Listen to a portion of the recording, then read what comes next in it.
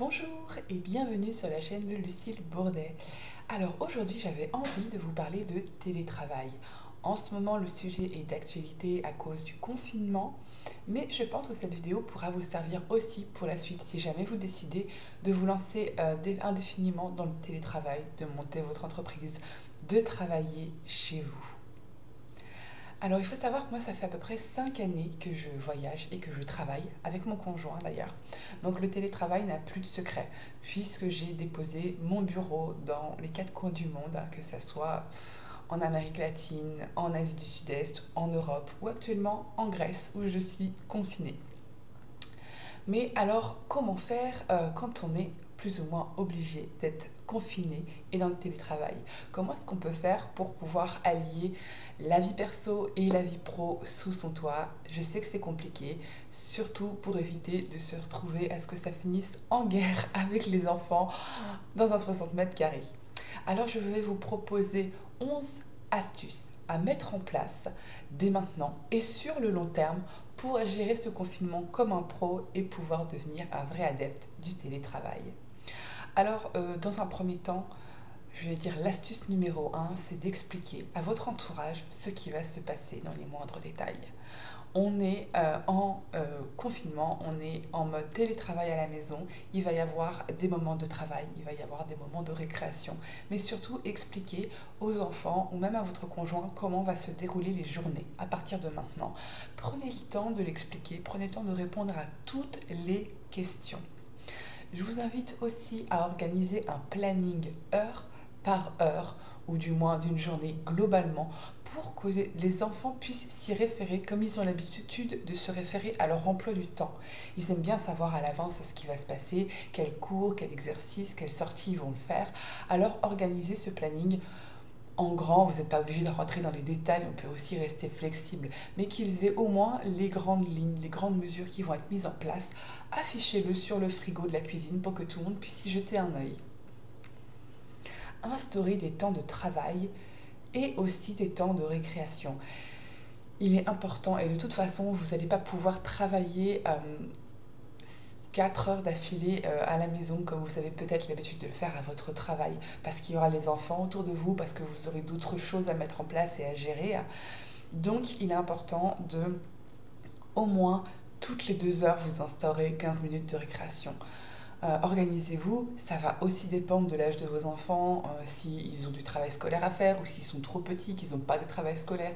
Il va falloir s'organiser pour que vous ayez des temps de travail et des temps de récréation. Avec votre conjoint, sans votre conjoint, essayez de voir avec lui si il peut peut-être gérer les enfants 2 heures tranquilles le matin ou plutôt peut-être l'après-midi en organisant une activité dans le salon pendant que vous allez peut-être être en conférence avec votre supérieur. Essayez de vous organiser aussi avec votre conjoint pour que chacun puisse avoir un rôle à jouer là-dedans et qu'il n'y en ait pas un qui gère tout et l'autre qui se débrouille un peu comme il peut. Essayez de voir ça ensemble. Vous êtes d'ores et déjà une équipe. Donc réagissez comme si vous étiez une équipe. Vous êtes 2 à devoir gérer cette situation. Ouais. Alors chacun doit trouver son espace dans cette situation. Essayez de vous isoler quand il est nécessaire de vous isoler. Comme je vous ai dit, si vous avez par exemple des moments où vous devez appeler un client, faire un coaching ou une conférence ou une visioconférence, isolez-vous. Peut-être que vous allez devoir réorganiser votre espace d'habitation, peut-être que si vos enfants préfèrent travailler dans le salon, eh bien vous allez vous isoler dans votre chambre, peut-être déménager, si vous n'avez pas de bureau dans votre chambre, déménager une table de jardin ou déménager le bureau de votre aîné s'il ne s'en sert pas pour le mettre dans votre chambre le temps du confinement afin que vous puissiez créer votre espace de télétravail dans un endroit calme et isolé. Il est important aussi d'expliquer aux enfants qu'ils doivent travailler dans le calme, voire peut-être même dans leur chambre, s'ils sont assez grands pour le comprendre, s'ils ont des cours par correspondance à mettre en place.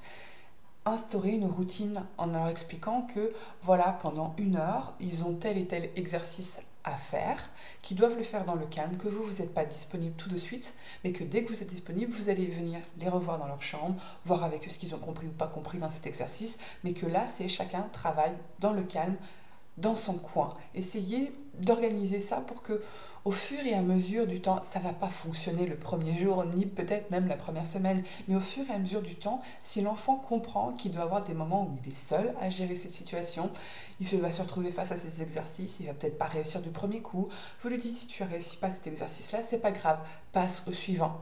Si tu es bloqué, fais une autre activité. Et si vraiment tu ne comprends pas, fais de la lecture au calme, tranquillement, le temps que moi je finisse des choses de mon côté. Et une fois que j'aurai fini, je viendrai te voir et on prendra le temps de travailler ça ensemble. Mais dans l'heure qui suit, il ne faut pas que tu viennes me déranger parce que j'ai vraiment des choses aussi à faire de mon côté. Donc chacun reste au calme. Essayez de vous isoler comme ça, 1 heure le matin, peut-être 1 heure l'après-midi. Essayez d'avoir des temps comme ça où vous leur expliquez qu'ils doivent être tranquillement dans leur chambre. Faites de la place autour de vous, on ne peut pas se concentrer dans un bazar complet. Si vous installez votre bureau dans la cuisine, faites le vide de votre cuisine. Essayez d'installer votre bureau face à une fenêtre pour profiter au maximum de la luminosité, parce qu'on aura besoin de luminosité, surtout pour les personnes qui travaillent dans un petit appartement en ville. Profitez de la luminosité, mais aussi ouvrez cette fenêtre, aérez les pièces de vie, et beaucoup plus que vous avez l'habitude de le faire chaque jour. Là, on n'est plus on aère 5 minutes dans la journée. Là, on va essayer d'aérer un maximum en continu, parce qu'on est nombreux, ça va remuer la poussière, ça va finir par sentir la transpiration. Aérez le plus possible votre espace de travail. Je vous conseille aussi de vous aménager ce que j'appelle un défouloir, c'est-à-dire un espace dans lequel chacun peut aller se défouler pendant un temps ou dire ce qu'il a sur le cœur ou pouvoir dire sa colère, exprimer sa colère. Je pense que les enfants en auront besoin, que ça soit un tas de coussins, ils vont se jeter dedans, taper dedans pour pouvoir extérioriser leur frustration, leur colère et leur amertume.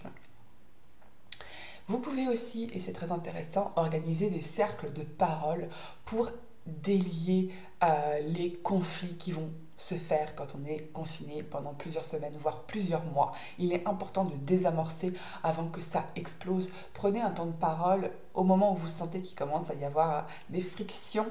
Eh bien, vous vous installez sur le canapé et puis, par exemple, vous donnez le coussin, celui qui tient le coussin et celui qui a la parole.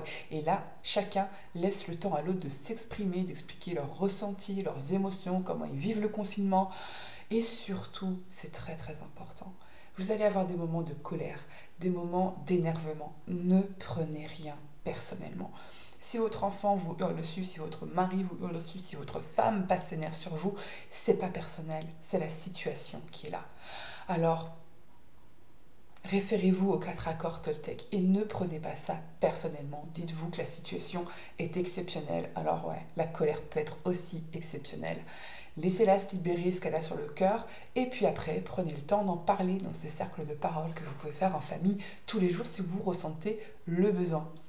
Et enfin, ma 11e astuce, si vous avez de la chance d'avoir un jardin, prenez-en conscience. Prenez vraiment conscience que vous en avez une opportunité exceptionnelle de passer du temps à l'extérieur.